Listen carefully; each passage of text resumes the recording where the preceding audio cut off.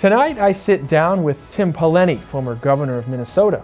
Affectionately called T-Paw by his supporters, he served 2 terms as governor and most recently served as a co-chair of Romney for president. A leading voice in today's Republican Party, Governor Pawlenty ran for the Republican nomination for president earlier this year. He recently resigned as a co-chair of Mitt Romney's campaign to take a position as chairman and CEO of Financial Services Roundtable. Governor Pawlenty sat down with me to talk about his time as governor, Mitt Romney's campaign for the presidency, and his future in the lobbying world.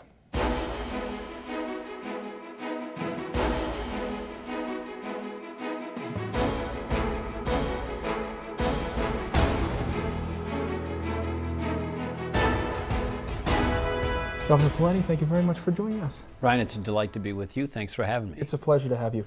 Now, I want to tell you how we're going to do this a little bit. We'll start and we'll talk about your record as governor and what you did in Minnesota, and we'll talk a little bit about Romney for president, the campaign. But you served as governor of Minnesota for 2 terms, right. 2003 to 2011, January 2011, I believe. I'm curious what you think your best accomplishment as governor was in that state. If you wanted people to remember you for one thing, what would it be? Well, it's hard to isolate just one thing, but I'll try to give you a couple. One is just the amount of support we gave to members of the military and their families. Of course, I served during a time when we had massive numbers of deployments through our National Guard and otherwise to places like Iraq and Afghanistan, but other places around the world as well. And that comes with a heavy burden on the men and women who serve in our military and their families. And so legislatively and also just in terms of rallying the state to support them, some of those activities and legislative accomplishments I'm most proud of. I'm also proud of a number of the education reforms that we undertook and passed in Minnesota. To give you one example, we were the first state to offer statewide performance pay for teachers. Now that's a big movement, a big direction in education reform in the country, but we were the first to do it when I was governor in Minnesota. I'm curious as well what you're disappointed that you weren't able to get done. If you could go back and do it again, what would you do? Well, there's a lot of things. So, of course, Minnesota is a Democrat-leaning state. I was a Republican governor. We had a Republican legislature, only half for a little while. Otherwise, it was Democrat, so it was hard to get things passed, at least in the form that I wanted. And if I could go back and express a regret or do something over again, I really wish we could have got passed. I did propose and work hard and tried to get passed school choice, so that children, at least the children from disadvantaged backgrounds, could have more choice in their schools, hopefully have a chance to get to a better school or a school that's better suited for them. And we weren't able to advance that very far in Minnesota. You were the majority leader in the state legislature. I was, yes. Yes, I was. I use Governor Romney here as an example because we're going to be talking about him in a second. But he was governor of Massachusetts, as you obviously know. 87% of the legislature there were Democrats, and he worked successfully. That's a message he likes to get across to people. You experienced a similar thing, as you just alluded to, where it's very Democratic leaning. Before John McCain, who won the state by 0.1% of the vote, I believe, last year, they hadn't voted Republican since Richard Nixon. So I'm going the similarities between these states now in terms of Democrat versus Republican. What are the challenges there, and what are the successes there with working with the opposition? Yeah, there are some similarities to Massachusetts and Minnesota because they're 2 historically very liberal states. Minnesota has the longest unbroken streak of any state in the nation voting for Democrat for president, dating back, as you mentioned, all the way to Richard Nixon in 1972. Even Massachusetts went for Ronald Reagan one of the times that he was running for president. So the challenges are you have a legislature that's hostile or doesn't like your Republican ideas or views in most instances, and trying to either force them or encourage them to act or to compromise presented a challenge. But we did get it done. We passed significant nation-leading legislation as it related to education and health care and energy and other things as well. And so we were able to find common ground on some things and do it on a bipartisan basis, but it wasn't easy. Okay. Let's talk about Romney for president now. All right. I like to say this because it's kind of funny. You gave a speech at the Republican National Convention this year, and cameras zooming in on you, and your line was, "Welcome back to Barack Obama's retirement party," right? Because you served as co-chair of Governor Romney's campaign for a while, as a co-chair. Now that we're 16 days away from the election, what did and are you hearing from people out there? What's the general sense in terms of this living in America today? Well, there's a sense that something's off track. I think a very large majority of Americans believe that the country's headed in the wrong direction or is off track. So they want to see some real change and some real improvement. I think a lot of Americans were hopeful that President Obama could deliver it and deliver it in 4 years. In many people's mind, it hasn't happened. And so they're open to the idea of supporting a different candidate. And as we sit here tonight, at least the race is tied, and Governor Romney has closed the gap of what was a lead by President Obama, both in the national polls and in the swing state polls. So let's talk about that horse race. As I said, we're 16 days out. What's your sense? Do you think this race is going to be decided based on the jobs numbers, the Friday before the election, or is it the candidates that are going to ultimately decide the election? The independent swing voters that may decide a couple of days beforehand? Well, most people have already made up their mind, right. And so the race really focuses on the undecideds and the so-called switchables or persuadables, and that's a pretty small number at this point. By the way, voting's already started in a lot of key states, and so pretty soon, even the number of people who haven't voted is going to be shrinking and shrinking.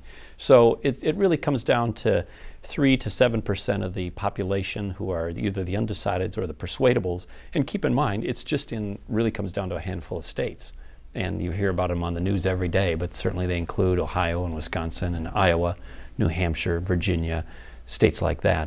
So it's a small slice of the people in about 5 states that will really decide which way this election goes. I'm curious how you think Governor Romney will do in states like Ohio and Virginia, and even Missouri, because that did go for John McCain last year. In the last 4 years ago. How do you think it'll play out there in those crucial states? Well, as we sit here, as you mentioned, 16 days before the election, there's a whole new batch of polling out, and you can't look at any one poll because their methodology and bias varies, but if you kind of aggregate them and average them out, it appears like Governor Romney's taken a lead in Florida, he's taken a lead in North Carolina. The newest polling out shows it's about tied in Virginia, about tied maybe Governor Romney a little ahead in New Hampshire. The president's still having an ever so slight lead in Ohio and in Wisconsin, Governor Romney having caught him now in Iowa and Colorado. So, but the thing is, the momentum at the moment appears to be in favor of Governor Romney. The shift in the electorate has tilted towards Governor Romney, and momentum in races, whether it's a horse race or a track meet, matters, and it looks like he's got the momentum at the moment. I want to switch now to, I would say your current job, but I believe effective November 1st. Yeah, I'm not in the current job yet, but You're I know not what in you're yet, talking but about. you will become, I guess, the chief executive of the Financial Services Roundtable. It's a financial company lobbying group, right? That represents a lot of the large banks, a lot of large insurance companies in the country. Explain to viewers what this is, because I think the general assumption out there is that when they hear the word lobbying, they think bad or negative. Yeah. Well, this is a group of, as you mentioned, large but also mid-sized banks. It also includes some insurance companies and also includes investment firms and brokerage firms like Fidelity Investments, Raymond James Investments, and the like. And so this is the backbone, or at least one important part of the economy. These are banks with over $10 billion of assets, by the way, issue 40% of all the small business loans in the country. They issue or manage 80% of the consumer credit in the country. They have a large percentage of home mortgages. So whether these institutions are doing well and leaning into the economy in a positive way makes a difference for the economy overall. And this organization does advocacy and lobbying, but they also do think tank kind of work, research and writing and white papers. They also have a number of programs where they try to help people with mortgage adjustments. They also try to get involved in correcting credit if your identity is stolen, or you're a victim of identity theft, or trying to prevent it in the first place. So it has a number of other programs besides just advocacy or lobbying. And of course, under our Constitution, people and entities are free to band together to express their opinion and try to influence the policies of the country or campaigns, and that's why we have First Amendment rights. And I think that's a good thing. We want people to be involved. We want organizations to say, we're in favor of this or against that, and be involved in the process. So I'll tie this next one into that job that's going to be there in the future for you. You proudly speak of your middle-class roots and being able to relate to the people because of it. What impact will that have on your role with this company? What impact did that have on your role as governor, as co-chair of the Romney campaign?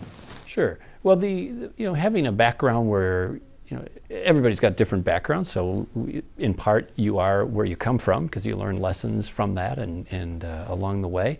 But we can't you can't have a successful economy unless people have jobs, and people aren't going to have jobs unless we have businesses starting and growing, and we're not going to have businesses starting and growing unless we have financial institutions that are, investing and making loans and allowing people to buy cars, buy houses, start businesses, grow businesses. And so I think I can bring to a connection between that group and those entities and the real concerns and the real value of their activities to average people. And then also, obviously they went through a really tough patch, both in terms of the economy, but also their own behavior. They would say a lot of our activities, not every one of these members, but some financial institutions before the crash in 2008, did some not very wise things, to put it mildly.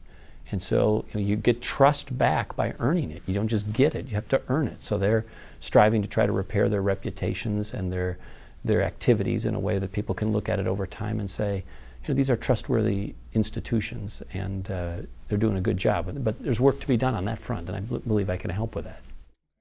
And because we still have time, I want to ask you about, there's a lot of students at this university that are studying political science, going to law school, that want to be a governor someday, that want to be president someday, that want to run for office.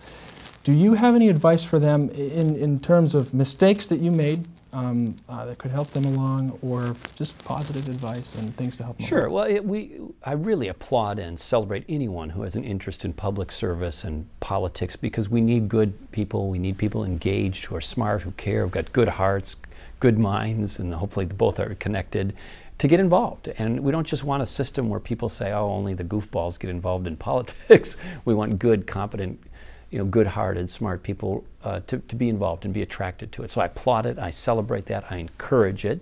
And people just have to also, if they have an interest in running for office, do a self-assessment and ask their friends and others who know them well whether they'd be good at it, because it's not for everybody. It can be a pretty hard road at times, and you got to make sure you've got the right skill set and the right, outlook to get that done. But there's a role for everybody in it. It's just saying, as to people who want to be candidates, that they just got to make sure they have a realistic understanding of what that really involves, because it's not necessarily an easy road. Mm-hmm. And I came across it on Amazon the other day. You've written a book, and I know a lot of them have read it. That's why I bring it up, or they should. Tell us about your book, Courage to Stand. Well, it really is just a book about my life. It's about my background. We talked a little earlier about my people's upbringing, so this is about my upbringing in a meatpacking town, lessons learned. My mom died when I was young. My dad was a truck driver for much of his life. I was the first in my family to go to college. And as I became a legislator, a majority leader, a governor, and involved in law and business, you learn some things along the way. So it's a book really about lessons learned and trying to pass those on to the reader in a way that hopefully they could apply in their lives. A great American success story, right? Yeah, right, that's right. Governor Pawlenty, thank you very much. Thanks, Ryan, appreciate it. Thanks for having me. And thanks for joining us on this edition of ATV Special Broadcast. I'm Ryan Stanley. Good night.